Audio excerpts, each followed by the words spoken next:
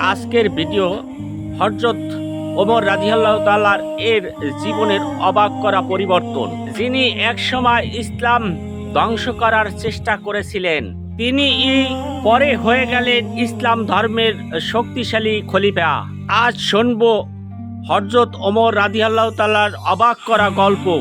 ওমর রাদিয়াল্লাহু ছিলেন খুবই শক্তিশালী এবং কঠোর স্বভাবের মানুষ। হায় হায়, তিনি ইসলাম পছন্দ করতেন না, মুসলমানদের প্রতি অত্যাচার করতেন। তিনি তার জীবন কিভাবে আবার পরিবর্তন আসলো ইসলাম ধর্মের প্রতি। তিনি একদিন সিদ্ধান্ত নিলেন হযরত মুহাম্মদ সাল্লাল্লাহু আলাইহি সাল্লামকে হত্যা করবেন।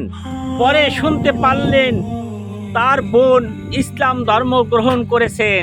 রেগে গিয়ে বোনের বাড়ি যান। এখানে গিয়ে কোরআন আয়াত শুনে তার মন নরম হয়ে যায়। সুন্দর খবর, সেই আয়াতই তার জীবন পরিবর্তন হয়ে যায়। তিনি তখনই ইসলাম গ্রহণ করেন। এদিকে মুসলমান শক্তি পায়। পরে তিনি হন দ্বিতীয় খলিফা। ন্যায় বিচারের জন্য বিখ্যাত হন। তার সামনে কেউ অবিচারের শিখায়নি।